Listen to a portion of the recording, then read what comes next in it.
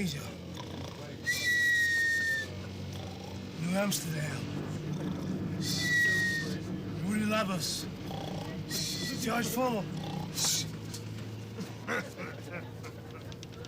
I was dreaming.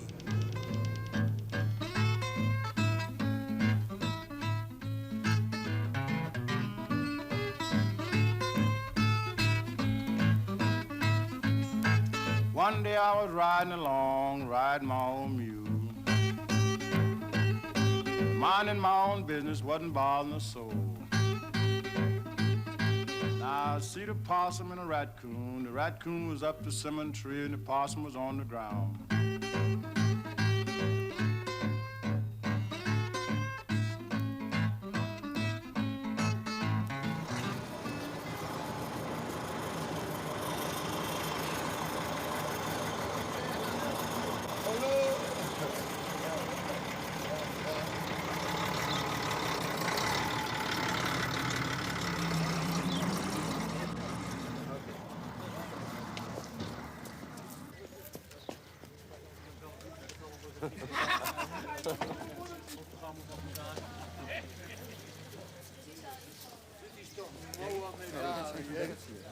Ja, dat is de strongman of the world.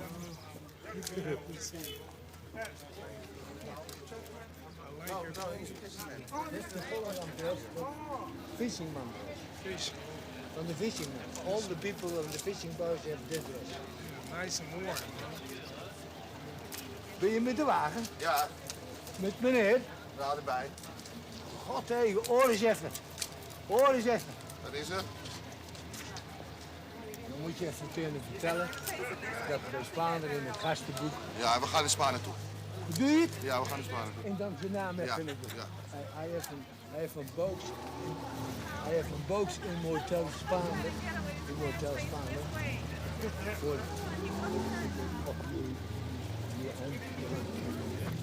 Thank you very much.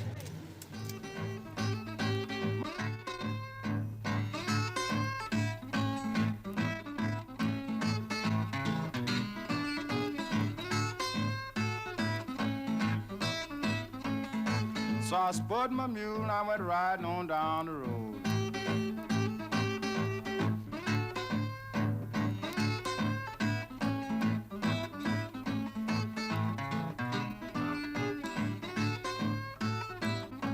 Toen Muhammad Ali als Cassius Clay zijn eerste profcontract tekende met een groep zakenlieden uit Louisville, zei de dominee van de kerk waartoe de jonge Clay behoorde: laten we God danken voor hetgeen deze blanke miljonairs doen voor de ziel van onze zwarte Cassius.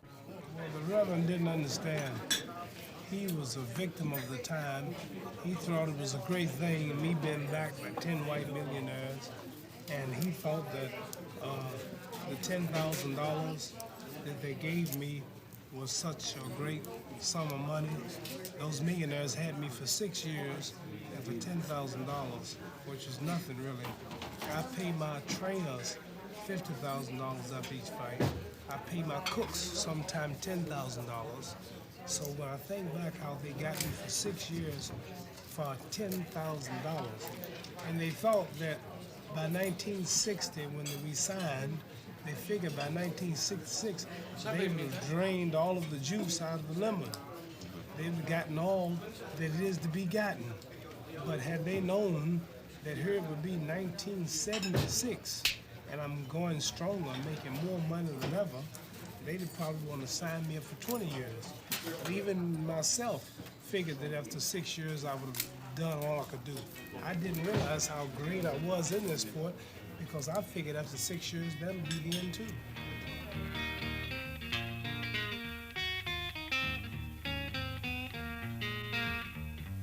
They tell me to play it, but I do it every once in a while. But just watch me in a minute. I'm gonna do the finger work and everybody gonna be quiet when I... Now here I go. Watch my fingers. Yeah. Don't let nobody do that but me. I'm gonna hit it one more time.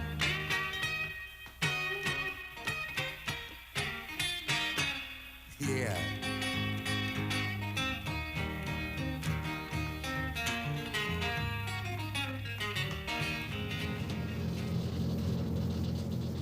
Muhammad, this is the book which is translated into Dutch. Could you try to pronounce the title of the book in Dutch? Let me see. How you say it? How do you say it? De grootste. De grootste. De grootste. Yeah, right. De grootste. De grootste. That means the greatest. The greatest. De grootste. And now, ladies and gentlemen, from Louisville, Kentucky, Mr. Cassius Marcellus Clay.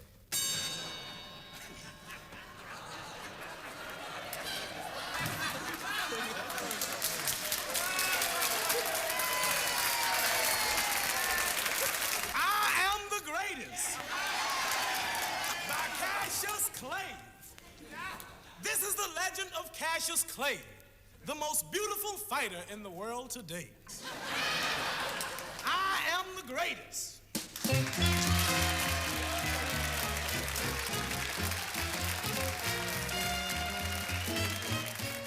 Dat was de stijl van Cassius Clay vroeger. Nu, jaren later, wekt hij de indruk dat dit allemaal verleden tijd is en laat hij geen gelegenheid onbenut om op bijna demagogische wijze over zijn geloof te spreken. When you understand religion, understand God, there's only one religion, and that's the religion of the heart. I heard something once. It said rivers, lakes, and streams. They all have different names, but they contain the same water. So does religions have different names, and they contain the same truth, expressed in different forms and at different times. Jewish, Muslim, Catholic, Hindu, regardless of what they believe, it's all leading to God. It's all leading to help your fellow man.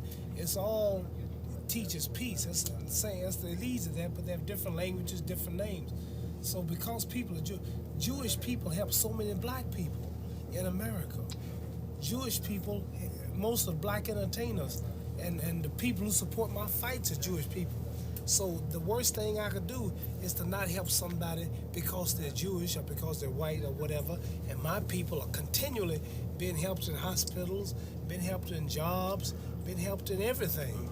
So the color I didn't want no publicity.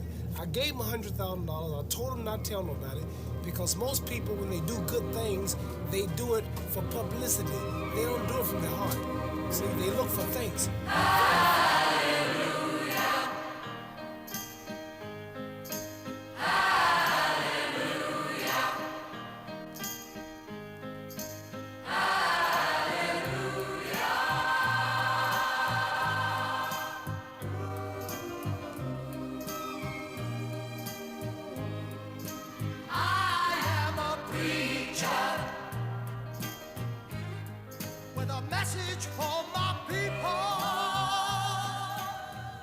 See, if I see an old blind man here in your country today, I might feel sorry for him and give him $100. But if you saw me, I wouldn't give it to him. If that camera was on me, I wouldn't give it to him. But a politician or a man who wants recognition, he wants to have a press conference. He wants the people to know that he's doing it. Right. So therefore, I'm trying to... You're in a favorable position, of course, because you are well known. You don't need that stuff. Don't need what?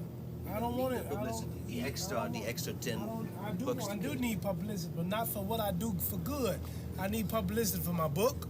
I need publicity for my fights. I need publicity for my movie, but not for helping people. Right. Then it's no longer sincere. That's what I mean. But it's not important to you. What's not important? The kind of publicity by giving money away to a beggar or to a poor blind people, man. helping hospitals or blind people, publicity is not important. That's what I'm telling you. But there are very few people living today who will do that if they don't get recognition. If they don't get recognition, they won't do it. That's the point I'm trying to make. There are very few people who will give and look for no thanks. Right, that's right. You go get me a man in your country right now. Take your old folks home here. Let him give $1 million to the old folks home. But don't tell nobody. don't tell the people at the home he's giving it. Just send an envelope. Very few people do that. They want praise. They want publicity. Mr. Jones gave $1 million. Oh, thank you. Thank you, Mr. Jones. Mr. Jones is a good man. Mr. Jones see the camera like the president. President Ford, when he runs for the president, he walks in a black neighborhood, picks up a little black baby, kiss the baby. But the cameras have to be there because he realizes everybody's watching. But he won't go pick up the little baby when nobody's there and really mean it. We've taken all you give. It's getting hard to make a living. Mr. President, the pity on the working man.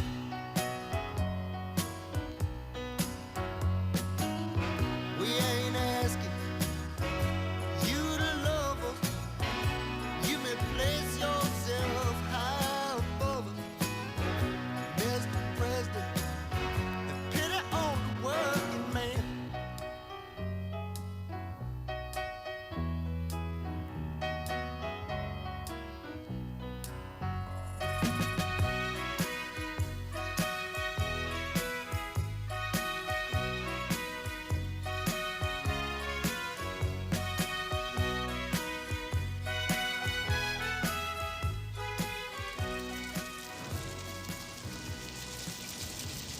You like it, Muhammad?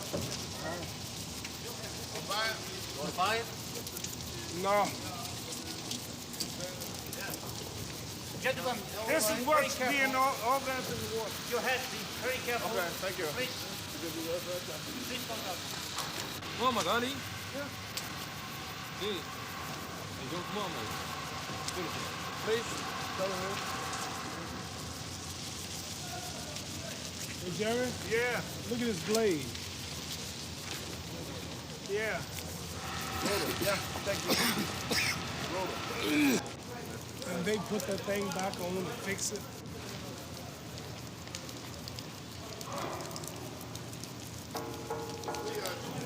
Connie, this bit. Wanneer boksen met fressen? Wanneer? niet verstaan Jugoslavisch. Moet Jugoslavisch praten. Open up, he wants to know something.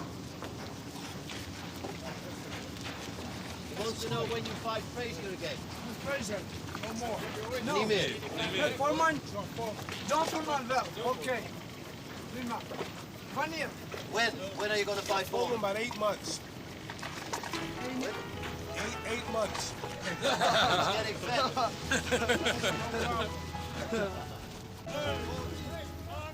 Got a wife, got a family. Earn my living with my hand. My rolling is still downtown Birmingham.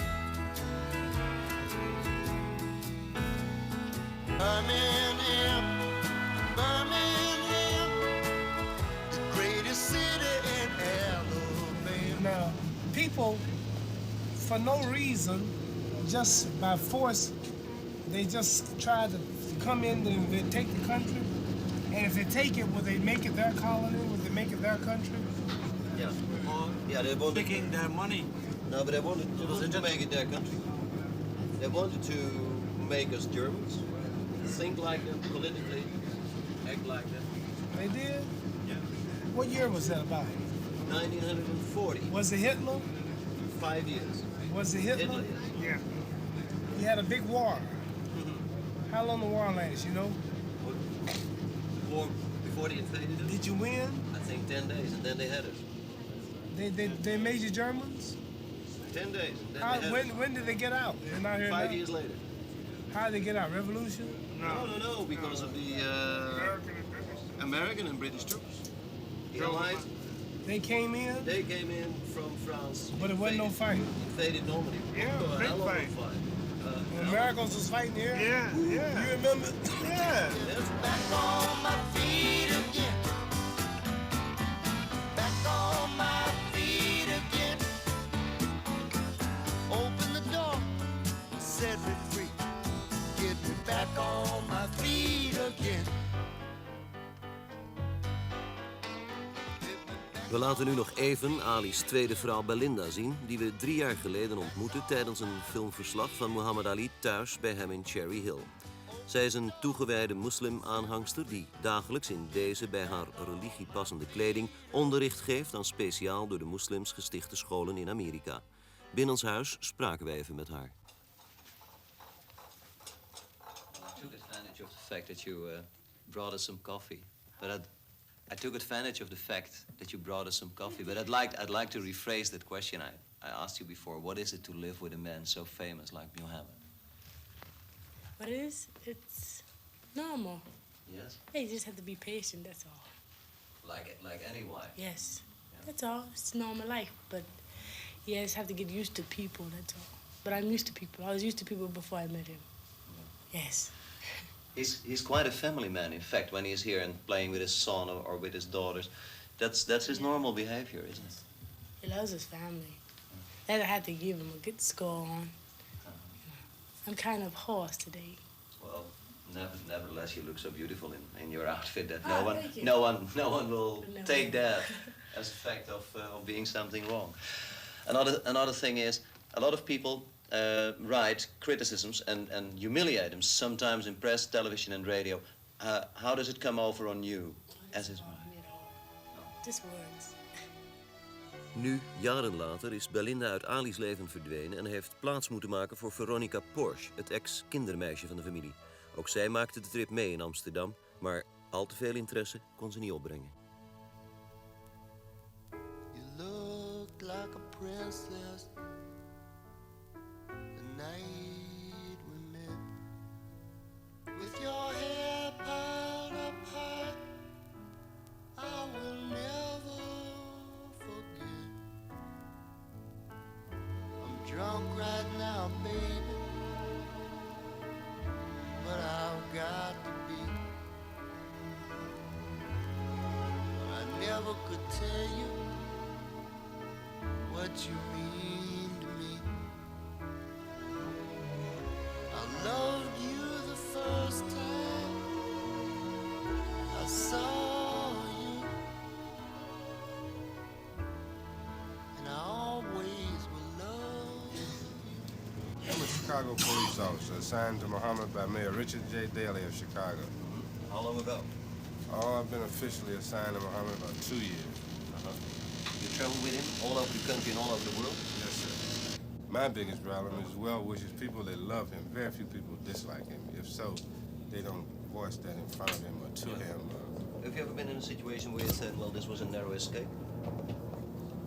Did you say afterwards?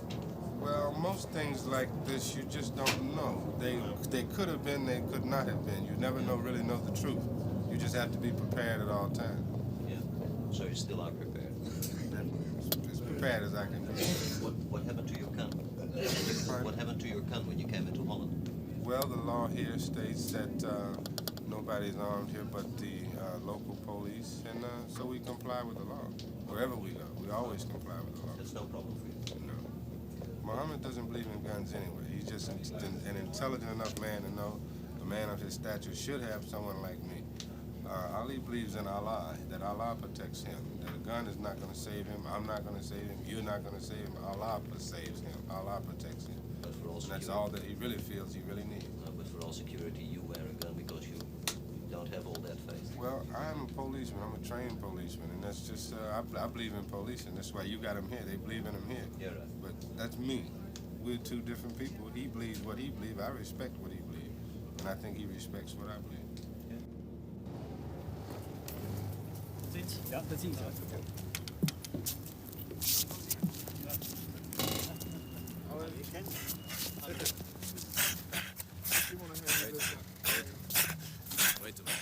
Even nog liet Muhammad Ali zich verleiden tot een beetje show. Maar dat was dan ook alles wat we van hem mochten verwachten. In Nederland manifesteerde hij zich hoofdzakelijk in het ontkennen van die show. Want ook achter de dijken was hij de profeet met zoals gebruikelijk het laatste woord. Oh, now the champion, the greatest fight of all time, must be leaving your country. Hope to come back soon as a tourist when I have more time to look around. I didn't get to see everything, but from what I see, I like the country and many fans here. So I want all of you to root for me from now on and tell Rudy Lovers, keep fighting because I'm soon going to retire, and maybe later he can get the crown after I retire. If Holler can develop any more great fighters in the next year, maybe I'll come back over and try him. But I've enjoyed myself. God bless all of you.